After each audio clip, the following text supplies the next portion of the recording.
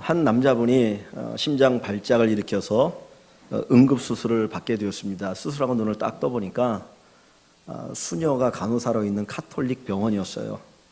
이제 거기서 치료받고 며칠 후에 한 수녀가 찾아와서 이제 병원비를 내야 되는데 당신 돈이 있습니까? 물었습니다.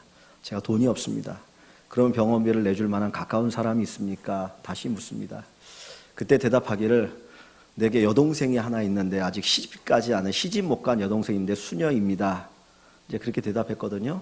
그랬더니 그 수녀가 그 이야기를 들으면서 기분이 상한 거예요. 자기도 수녀인데 시집 못 간 수녀라고 하니까 화가 나가지고 대뜸하느니 우리는 시집 못 간 게 아니고 하나님과 결혼한 사람들입니다. 그랬더니 이 환자가 그때 하는 이야기가 그러면 매형에게 청구하세요. 매형이 누군지 아시죠?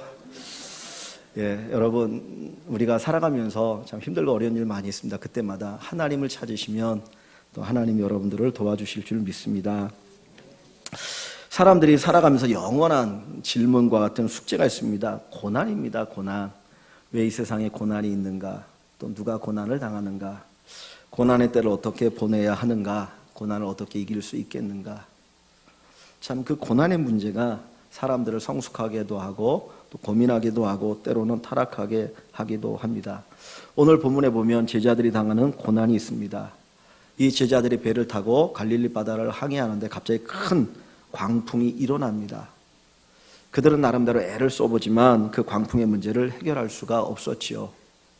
사실 이 제자들은 자기들의 마음대로 그 바다를 항해한 것이 아니었고 오늘 본문 35절에 보면 예수님께서 야 저편으로 가자 예수님의 말씀을 따라서 항해를 시작합니다.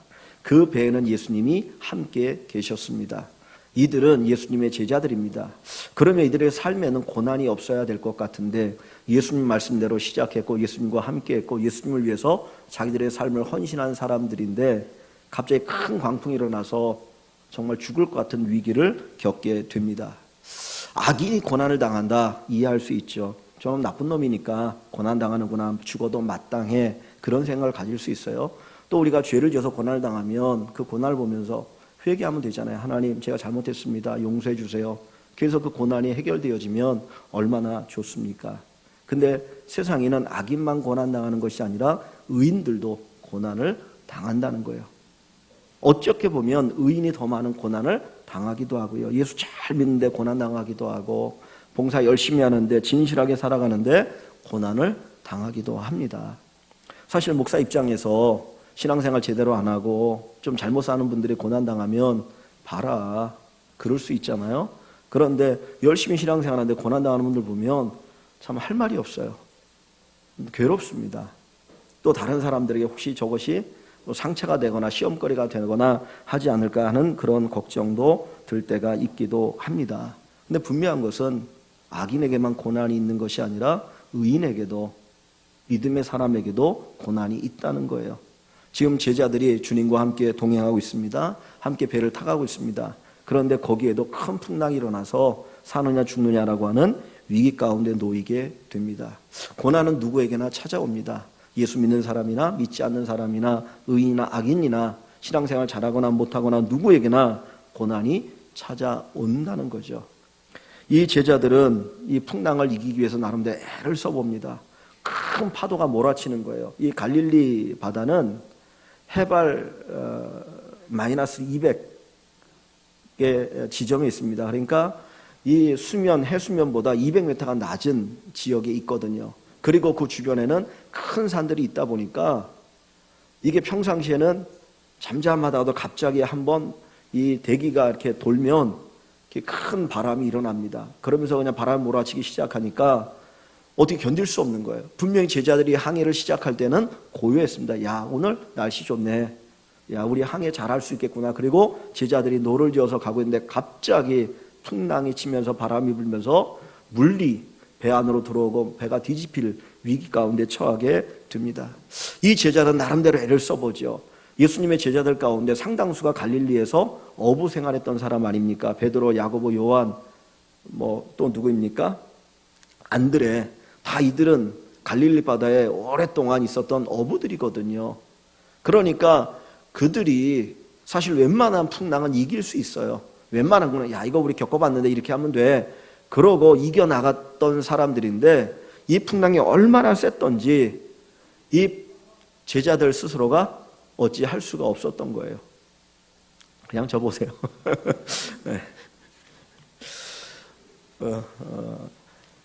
너무너무 이게 감당이 안 되는 거예요. 자기들의 경험을 가지고 지식을 가지고 애를 써보지만 이거 죽을 위기에 처하니까 그때서야 예수님을 깨웁니다. 근데 그 예수님은 그 배의 고물에서 주무시고 계셨어요. 여러분 고물이 어딘지 아십니까?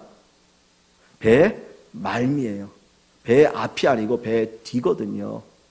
사실 우리가 운전을 해보면 알지만 배든 비행기든 아니면 차든 앞에는 요동이 작습니다. 흔들림이 작은데 뒤에는 흔들림이 크거든요. 근데 예수님께서 그 배 뒷머리에서 주무시는데 그 풍랑이 일어나고 난리가 나는데도 예수님은 주무시고 계시는 거예요.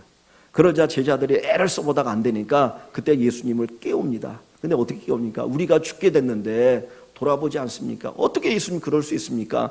그리고 예수님을 깨웁니다. 그러자 예수님께서 일어나셔서 그 바다를 바라보시고 바람을 바라보시고 꾸짖으면서 바다야 잔잔하라, 바람아 잠잠하라, 그렇게 말씀하니까 바람과 바다가 고요해졌어요. 사실 오늘 성경 말씀이 여기서 딱 끝나면 너무 좋을 것 같아요. 우리 인생에 고난이 닥치고 어려움이 닥칠 때, 갑자기 풍랑이 닥쳐올 때 주무시는 예수님을 깨우기만 하면 우리의 모든 문제가 해결됩니다.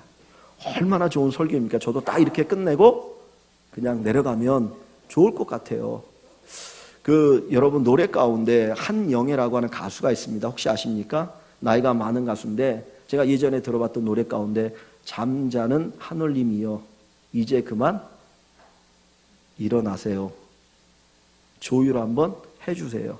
그런 노래가 있어요. 잠자는 하늘님이여 이제 그만 일어나요. 그러면서 세상을 조율해달라는 거예요. 제가 노래를 너무 못했나요? 또 목사가 너무 가요를 잘 불러도 그렇잖아요. 바라볼 때 세상이 너무 엉망이라는 거예요. 악이 판을 치고 고난이 많고 그러니까 하나님, 주무신 하나님 깨셔서 이 세상을 좀 조율해달라는 거, 피아노를 조율하는 것처럼 조율 한번 해가지고 좀 의인이 잘 살고 악인이 심판받는 그런 세상이 되도록 하나님 도와달라, 그런 내용이거든요. 사실 그렇게 끝나면 이 말씀이 얼마나 좋습니까? 그런데 주님께서 바다를 잔잔케 하시고 나서 대뜸 제자들에게 하시는 말씀이 40절입니다. 뭐라고 하냐면 이에 제자들이 이르시되 어찌하여 이렇게 무서워하느냐, 너희가 어찌 믿음이 없느냐. 여러분 이해가 되십니까? 어찌하여 무서워하느냐, 어찌 믿음이 없느냐. 저는 고공포증이 있거든요. 그래서 2층 침대에서 못 잡니다. 옛날에 학교 다닐 때 이제 할 수 없이 2층 침대에서 잘 때에 벽에 딱 붙어서 잤어요. 떨어질까 봐. 근데 제가 잠을 얌전하게 자는 편이거든요. 좁은 데서 자는데, 근데 2층에 올라가면 그건 무서운 거예요. 떨어질까 봐. 옆에 분명히 난간이 있는데도 벽에 딱 붙어서 한 학기를 이제 보낸 적이 있는데, 사실 거기 있어도 무섭거든요. 지금 제자들이 롤러코스터 타는 것도 아니고 무슨 놀이기구 타는 것도 아니잖아요. 사실 놀이기구도 자기가 원해서 타죠. 높은 곳에 올라다 확 내려올 때에 안전장치 다 돼 있어요. 그런데도 무서워갖고 와 소리 지르거든요. 제가 가장 무서운 놀이기구를 탔 때가 언제냐면 전도사 때 청년들을 데리고 저 장흥에 있는 유원지를 갔습니다. 저녁에 갔는데 사람이 별로 없어가지고 이제 이 바이킹을 탔는데 4명이 탔어요.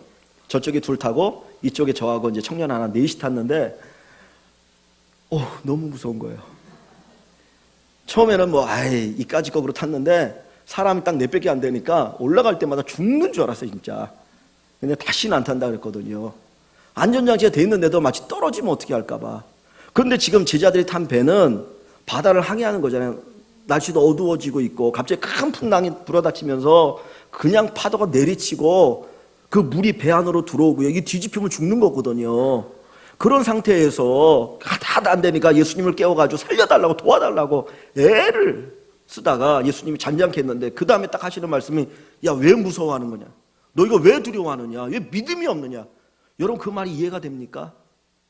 저는 도무지 이해가 안 돼요. 만약에 여러분들이 어떤 문제로 고민할 때 저한테 상담을 왔습니다. 목사님 이것 때문에 너무 힘들어요. 고통스러워요. 괴로워요. 그런데 뭘 그런 거 가지고 고민하냐고. 그거 다 지나가니 걱정하지 말라 그러면 진짜 지나가는 거여도 제가 그 얘기하면 여러분 섭섭합니까? 당연하다 생각합니까? 섭섭하잖아요. 안 그렇습니까? 그래도 목사님이 어떻게 저렇게 말할 수 있어? 내가 다시는 오나 보다. 다 그런 마음을 갖는다고요. 근데 지금 예수님이 죽느냐 사냐 위기 속에서 도와달라고 그랬잖아요. 그래서 잔잔케는 했어. 이제 살았구나 그랬는데 대뜸하는 얘기가 어찌하여 무서워하느냐, 어찌 믿음이 없느냐로 얘기하는 거예요. 동감할 수 있습니까? 동감할 수 없는 이야기를 주님이 하고 계셔요. 여러분 한번 생각해 봅시다. 이 말씀 보면서 배에서 주무시는 예수님의 모습이 이해가 되십니까? 지금 제자들이 죽는다고 난리잖아요. 배가 막 요동을 치잖아요. 물이 들어오거든요. 근데 그 배에서 주님이 주무시고 계셔요. 사실 이 제자들이 탄 배가 큰 배도 아니잖아요. 지금 제자가 몇 명입니까? 12명이죠. 예수님 합쳐서 13명이 탄 배입니다. 그렇다면 그렇게 큰 배도 아니에요. 지금 이 한 줄도 안 되는 아마 그런 배였을 것 같아요. 근데 그 배가 풍랑에서 완전히 난리가 나는데 예수님이 거기에서 주무시고 계시더라. 피곤하셨을까? 이 사장에 보면 하루 종일 예수님이 설교하셨어요. 천국복음을 쭉 전하시다가 이제 저물어 갈 때 우리 배 타고 가자. 그래서 지금 배를 탔는데 하루 종일 복음을 전했기 때문에 피곤하셔서 그 난리가 났는데도 깨지 않고 주무시더라. 여러분 그럴 수 있습니까? 없어요. 아무리 피곤해도 이 정도 되면 다 깹니다. 눈 뜨고 무슨 일이냐. 그런데 예수님 주무시는 거예요. 그러니까 제자들이 볼 때는 말도 안 되는 행동을 하니까 예수님 그럴 수 있습니까? 우리가 죽게 됐는데 깨지도 않습니까? 눈도 안 뜹니까? 그러고 예수님을 깨운 거거든요. 근데 왜 예수님이 주무시냐는 거예요. 예수님이 왜 주무십니까? 일부러 주무시는 것 같아요. 잠이 안 온데도 일부러 제자들이 어떻게 하나 보자 그러고 눈 감고 계시는 것 같은 느낌이 사실은 들어요. 근데 주님께서 주무시는 이유가 뭡니까? 한 가지 메시지를 제자들에게 전하는 거예요. 풍랑이 너희를 해하지 못한다는 거예요. 풍랑이 너희를 죽이지 못해. 만약에 풍랑이 제자들을 죽일 것 같으면 주님이 일어나겠습니까? 안 일어나겠습니까? 일어나야죠. 이제까지 투자한 게 얼만데. 제자들을 부르셔서 그들을 통해서 일하실 건데 그들이 죽으면 안 되잖아. 일어나셔서 잔잔케 하셔야죠. 근데 주님이 주무시는 이유는 풍랑이 결코 너희를 해할 수 없다라고 하는 것을 그 주무심을 통해서 제자들에게 가르쳐 주시는 겁니다. 예수님이 허락하지 않으면 아무리 거센 풍랑이 몰아쳐도 결코 제자들을 해할 수 없어요. 믿으십니까? 이 제자들이 잊어버리고 있는 게 한 가지가 있어요. 뭐냐면 예수님과 우리가 한 배를 타고 있다는 거예요. 여러분 한 배를 탔다는 말의 의미를 아십니까? 우리 종종 그러잖아요. 당신과 나는 한 배를 탔어. 그게 뭐예요? 운명 공동체라는 거죠. 네가 흥하면 나도 흥하고 네가 망하면 나도 망해. 네가 살면 나도 살고 네가 죽으면 나도 죽어. 예수님과 제자들이 한 배를 탔다는 것은 예수님이 살면 나도 살고 예수님이 죽으면 나도 죽는다는 거예요. 그런데 세상은 예수님을 죽일 수 있습니까? 없어요. 망할 수 있습니까? 없어요. 예수님이 죽을 수 없고 예수님이 망할 수 없기 때문에 그 제자들도 죽을 수 없고 망할 수 없다라고 하는 것을 가르쳐 주는 겁니다. 예수님 주무시고 계셔도 예수님이 함께 계시면 그 예수님이 제자들을 보호해 주는 거예요. 깨지 않으셔도 보호해 주십니다.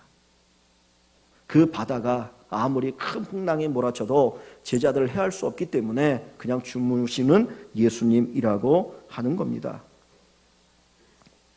시편 121편에 보면 하나님의 보호를 이야기합니다. 한번 시편 121편 한번 찾아볼까요? 여러분들이 이 말씀을 마음에 담고 살아가시면 좋겠는데 121편입니다. 시편 121편 1절부터 한번 봅니다. 구약성경 807쪽입니다. 807쪽. 내가 산을 향하여 눈을 돌리라. 나의 도움이 어디서 올꼬. 산이라고 하는 것은 우리 인생의 어떤 큰 문제를 얘기해요. 산은 문제를 얘기합니다. 내가 큰 문제를 만났어요. 그래서 도움을 청하는 겁니다. 야, 이 문제를 해결할 도움이 어디서 오겠느냐. 1절에 그 얘기예요. 2절에 나의 도움은 누구로부터? 천지를 지으신 여호와에게서로다. 여호와 하나님이 어떤 분이에요? 천지를 지으신 분, 그분이 나를 도울 것이다라는 겁니다. 3절에 여호와께서, 천지를 지으신 여호와께서 너를 실족하지 아니하게 하시며 너를 지키시는 이가 졸지 아니하시리로다. 하나님이 지켜주시는데 졸지도 않으신다는 거. 왜? 혹시 실족할까 봐. 하나님 두 눈 멀쩡한 두 눈 뜨시고 큰 눈으로 지켜주신다는 겁니다. 4절에 이스라엘을 지키시는 이는, 우리를 지키는 성도들을, 우리 일광교회 성도들을 지키시는 이는, 지키시는 하나님은, 여호와는 졸지도 아니하시고 주무시지도 아니하시리로다. 여호와는 너를 지키시는 이시라. 여호와께서 내 오른편에서 내 그늘이 되시나니 낮의 해가 너를 상하게 하지 아니하며 밤의 달도 너를 해하지 아니하리로다. 여호와께서 너를 지켜 모든 환난을 면하게 하시며 또 내 영혼을 지키시리로다. 여호와께서 너의 출입을 지금부터 영원까지 지키시리로다. 아멘. 여호와 하나님이 여러분을 지켜주십니다. 여러분이 주님과 함께 한 배를 타고 가신다면 하나님께서 여러분을 지키심을 믿으시기를 바랍니다. 성도는 결코 망할 수 없는 존재예요. 왜냐하면 우리 안에 주님이 거하시기 때문입니다. 주와 합하는 자는 한 영이라. 우리가 살아가면서 고난도 있고 역경도 있기도 해요. 제가 주일 예배 후에 여러분들 이렇게 마을 모임을 하고 기도 제목들을 주보 뒷면에 쓴 것을 제가 이렇게 쭉 봅니다. 받아서 제가 보고 기도하는데 그 기도 제목 보면 예수 믿는 사람이나 안 믿는 사람이나 비슷비슷한 기도 제목들이에요. 그죠? 여러분 예수 믿지만 다 기도 제목들에 여기 뭐 별의별 여러 가지 기도 제목들을 가지고 그거 놓고 기도를 하는데요. 분명한 거는 주님과 함께 한 배를 타고 가시는 여러분은 결코 망하지 않습니다. 비록 고난이 있고 아픔이 있고 어려움이 있지만 이것이 여러분을 망하게 하지 않는다는 거예요. 하나님이 지켜주십니다. 그래서 요한복음 10장 28절 29절에 보면 영원히 멸망하지 않는다 그랬어요. 영원히 멸망하지 않는다. 내 손에서 여러분을 빼앗을 자가 없다라고 얘기하셔요. 하나님이 능력이 있기 때문에 하나님으로부터 결코 그 누구도 여러분을 빼앗지 못하고 여러분을 해하지 못하심을 믿으시기를 바랍니다. 주 안에 거하면 안전해요. 주님과 한 배를 타고 살아가시면 여러분 안전합니다. 풍랑이 몰아쳐도 그 배는 뒤집히지 않아요.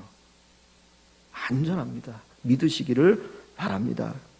찬송가 419장에 이런 가사가 있습니다. 419장을 보니까 가사가 이런 가사가 있어요. 한번 보시겠습니까? 419장. 주 날개 밑 내가 편안히 쉬네. 밤 깊고 비바람 불어쳐도 아버지께서 날 지켜주시니 거기서 편안히 쉬리로다. 주 날개 밑 나의 피난처 되니 거기서 쉬기를 원하노라.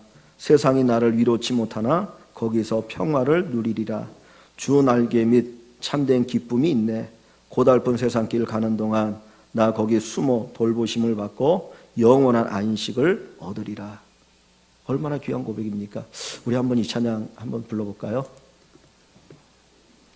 우리 예쁜 반주자가 반주해주면 한번 가사를 생각하시면서 이 찬양 한번 하나님께 드립니다.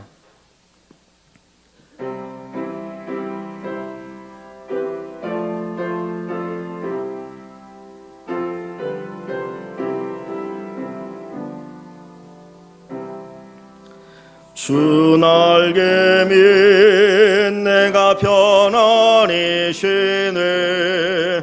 밤 깊고 비바람 불어쳐도 아버지께서 날 지켜주시니 거기서 편안히 쉬리로다. 주 날개 밑 평안하도 그 사랑 끊을 자니뇨. 주 날개 밑 내 쉬는 영혼 영원히 거기서 살리. 3절입니다. 주 날개 밑 참된 기쁨이 있네.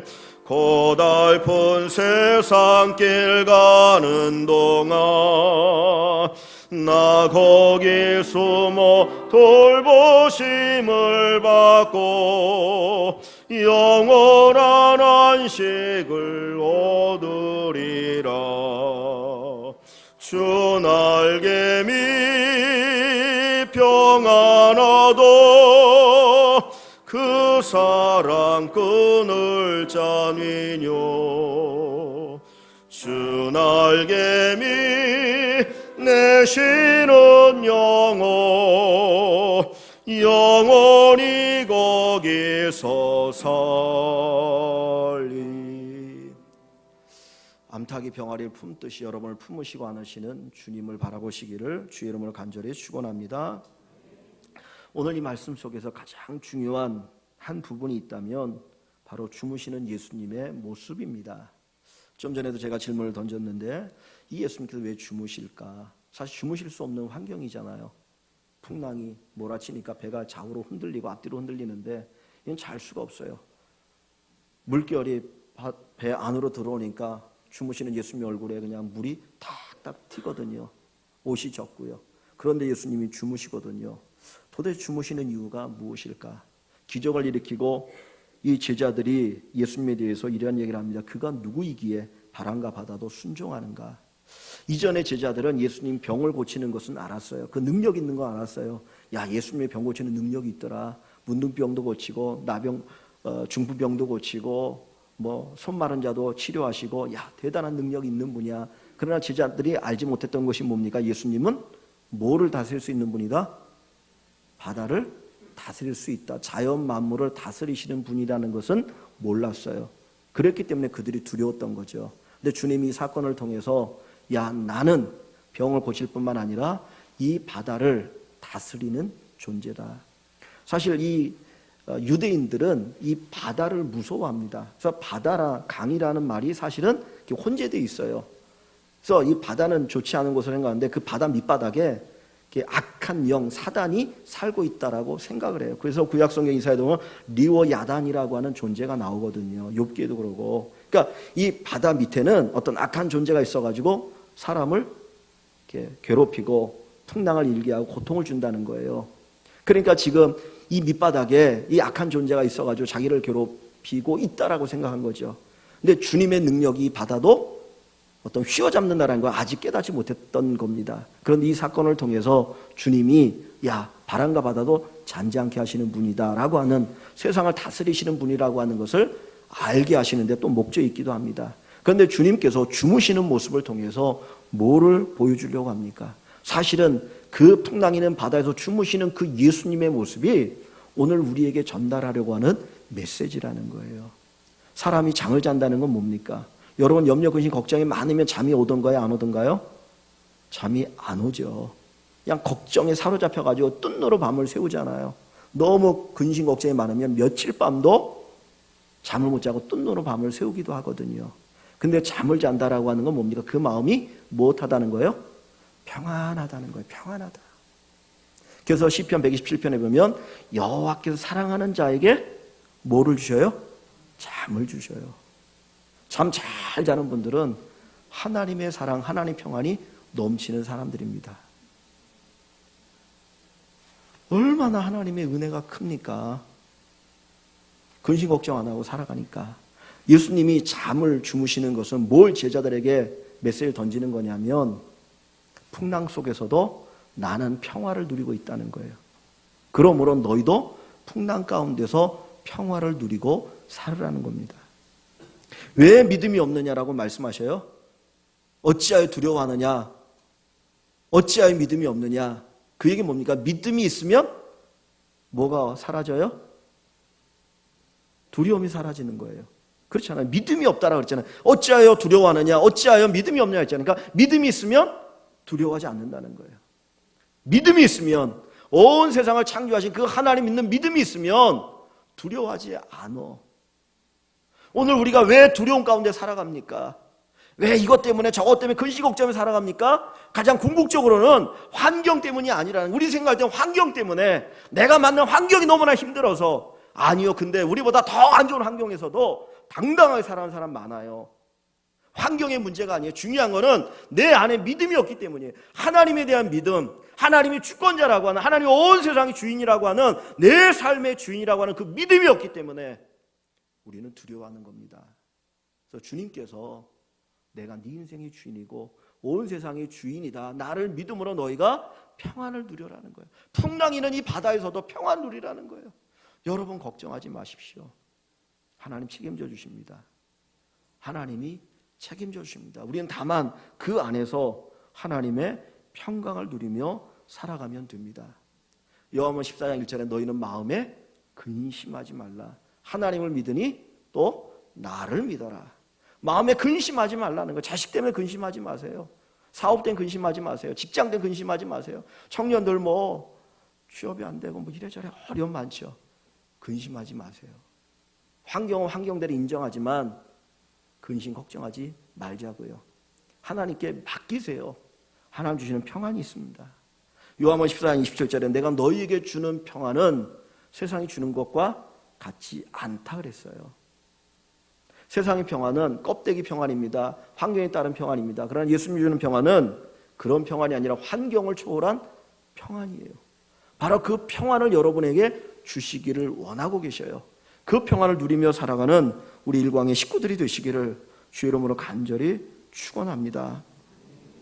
성경 한 구절만 더 찾아봅니다. 빌립보서 4장입니다. 빌립보서 4장 6절. 빌립보서 4장 6절과 7절입니다.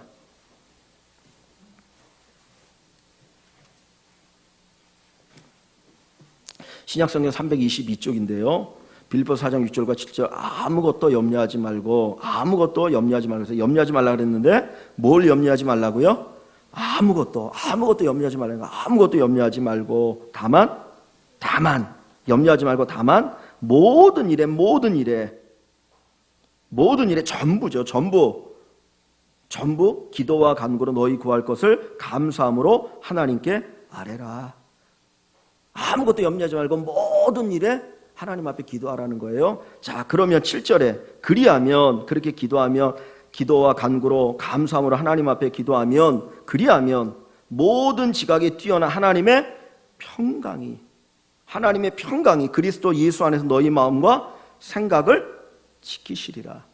자, 이 말씀 보세요. 염려 근심거리가 있어요. 근데 그것을 놓고 기도하면 하나님이 그 문제를 해결해 주신다? 해결해 주지 않는다? 해결해 주지 않으셔요? 여기는 그런 말이 없잖아요. 해결해 준다, 해결해 주지 않는다는 말이 없어요. 근데 주님이 뭘 얘기하십니까? 해결해 준다, 해결해 주지 않는다는 얘기 안 하시고 뭐라고 말합니까? 그리스도의 평강, 하나님 평강이 너희 마음을 지키신다는 거예요.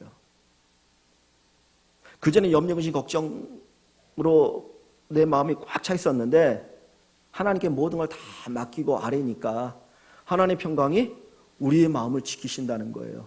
그러니까 우리의 마음이 어떻게 돼요? 평안해지는 거죠. 그러고 나니까 그 문제가 해결됐느냐 해결되지 않았느냐는 관심 받기예요. 문제가 아닌 거예요.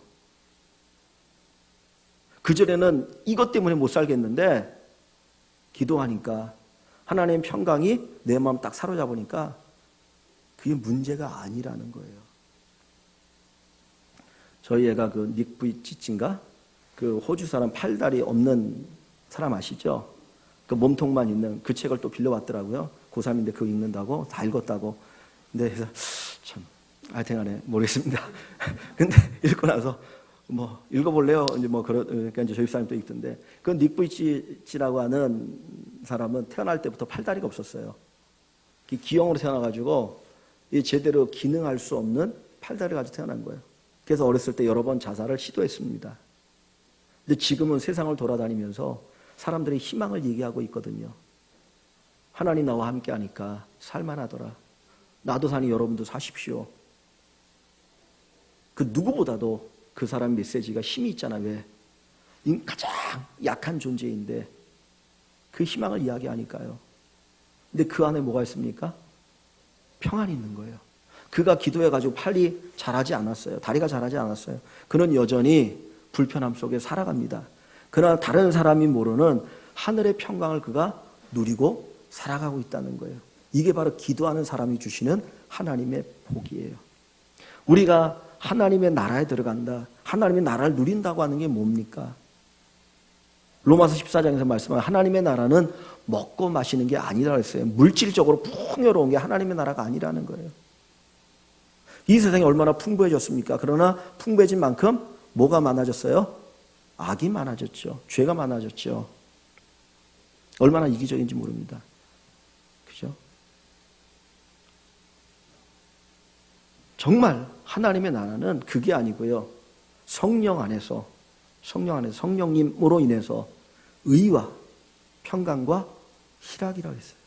성령님을 통해서 우리가 의롭게 되어지고 하나님 평강을 누리고 하나님의 기쁨을 누리고 사는 것이 바로 천국이요 하나님의 나라라고 가르쳐 줍니다. 이 땅에서 바로 그렇게 살아갈 수 있도록 하기 위해서 주님이 우리를 택하셨고 우리를 구원하셨고 우리에게 은혜 주시는 겁니다. 그 성경에 보면 정말 하나님의 평강을 누렸던 사람이 있어요. 베드로입니다. 이 베드로가 사실은 예수님 십자가 달리기 전에는 자기도 예수님처럼 죽을까 봐 예수님을 3번 부인하잖아요. 그 예수님 십자가 달리신 후에는 제자들이 똥똥 뭉쳐가지고는 무서워서 문 꼭꼭 걸어 잠궈 놓고는 그냥 숨어 있었거든요. 그런데 예수님 부활하시고 성령이 임하시고 그 베드로가 변했습니다. 하나님 말씀을 전하다가 잡혀가고 또 잡혀가죠. 그러다가 이제는 도무지 안 되겠다, 요놈 죽여야 되겠다 그래가지고는 사형을 선고합니다. 그래서 내일이면 그가 단두대에 이제 목이 잘려야 되는 그런 순간이 다가왔어요. 그리고 이제 감옥에 갇혀 있는데 그 옆에는 간수 둘이 이 베드로가 도망갈까 봐 같이 함께 잠을 잡니다. 그런데 얼마나 깊이 잠이 들었던지 천사가 와서 깨워요. 야 일어나 그런데 안 일어납니다. 그래서 할 소리 발로 펑펑 옆구리를 걷어차거든요. 그때 누구야 그러고 딱 보니까 천사라. 그래서 그 천사를 따라가서 탈출하게 돼요. 여러분 내일 죽는다고 하는데 편안히 잠을 잘 수 있습니까? 못 자잖아요. 근데 베드로가 그렇게 자거든요. 왜 그래요? 하나님 주시는 평강이 그에게 임했기 때문입니다. 이 요한복음 4장, 마가복음 4장은 예수님께서 설교의 내용이 쭉 기록되어 있어요. 하나님 나라에 대한 설교랍니다. 씨 뿌린 자비로 하고 여러 가지 비유를 쭉 얘기하거든요. 그리고 나서 이 사건이 있는 거예요. 그러면 말씀의 열매가 뭡니까? 말씀이 열매를 맺는다고 할 때 그 열매의 모습은 결국 뭐겠어요? 평안인 거예요. 풍랑이는 바다에서도 잠을 잘 수 있는 그 평안. 이 험한 세상 속에서도 하나님께 맡기고 주님이 알아서 하십시오. 주님께 맡겼습니다. 주님이 내 인생 책임져 주니 이제 나는 그냥 주님 안에서 안식을 누리며 살겠습니다. 그것이 바로 믿음입니다. 오늘 하나님께서 이 믿음을 저와 여러분들에게 주기를 원하셔요. 여러분들이 이 미를 갖기를 원하셔요. 이 평안을 누리기를 원하고 계시는 겁니다. 우리가 인생을 뒤돌아보면 알잖아요. 그거 아무것도 아니잖아요. 그때는 전부인 것 같은데, 그때는 진짜 그거 없으면 죽을 것 같은데 뒤돌아보면 아무것도 아니에요. 왜? 하나님이 우리를 이끌고 계시기 때문입니다. 맡기십시오. 어찌하여 두려워하느냐? 어찌하여 믿음이 없느냐? 정말 이런 책망받지 않길 원합니다. 야, 네 믿음이 너를 구원하였고 그 믿음이 너를 평안하게 하는구나. 이런 음성을 듣는 저와 여러분들이 되기를 원합니다. 예수님을 깨우며 살려달라고 하는 것이 큰 믿음이 아니었던 거예요. 그죠? 큰 믿음 뭡니까? 주님처럼 같이 자는 거죠. 주님처럼 평안을 누리는 거. 우리 일광의 모든 식구들이 하나님 안에서 하나님 주시는 평안을 누리기를 원합니다. 한 가지만 이야기하고 마치겠습니다. 이제 저도 운전을 하다 보니까 제 소원 가운데 하나가 누가 운전해주는 차를 타는 거예요. 어디 갈 때 옆에서 운전해주면 너무 좋더라고요. 요즘은 그냥 밥만 먹으면 졸려요. 그냥 식곤증이 몰려와가지고 밥만 먹으면 졸려서 누가 운전해 너무너무 좋은데, 그 이제 목사님들 노회나 이제 시차례에서 모임이 있어가지고 가면 이제 한 차로 그냥 움직일 때 많아요. 근데 운전해주는 목사님이 있어요. 같이 공부했던 목사님이 운전을 해주는데 너무 운전을 잘합니다. 두 번째 인간 내비예요. 그냥 꿰뚫고 있어요. 길을 어디든지. 그러니까 이 목사님 딱 운전해주면 뒤에서 잡니다. 저는 믿을 수가 있어요. 그러면 다 그 자리까지 도착하더라고. 뭐 아무리 멀리 가더라도. 그래서 제가 탈 때마다 항상 고맙다 그래요. 김 목사님 너무 고맙습니다. 너무 고맙습니다. 그러거든요. 근데 그분이 운전해주면 편안해요. 사고 날 위험이 없어요. 한 번 언제 겨울에 그 고속도로를 달리는데 눈이 많이 왔는데 앞차가 가다가 미끄러져서 막 이렇게 도는 거예요. 근데 고속도로라는 게 한 100km 정도 달리잖아요. 근데 뒤따라가는데 이렇게 하고 막 죽는 줄 알아서 저도 와 소리 지르는데 근데 싹 해가지고 지나가더라고. 그래서 야 진짜 대단한 버스 드라이버라고 했는데 그 이후로 진짜 저는 맡깁니다. 근데 하나님이 예수님이 베스트 드라이버예요. 여러분 예수님께 맡기십시오. 운전대를 맡기세요. 그러면 잘 운전해 주십니다. 여러분이 운전하지 마시고 주님이 내 인생의 운전자가 돼주세요. 드라이버가 돼주세요. 그리고 맡기면 주님이 잘 운전해 주세요. 그러면 평안합니다. 맡기는 자가 평안합니다. 그래서 우리 산성도들이 주님께 다 맡기시고 그 믿음으로 평안을 누리시기를 주의 이름으로 간절히 축원합니다.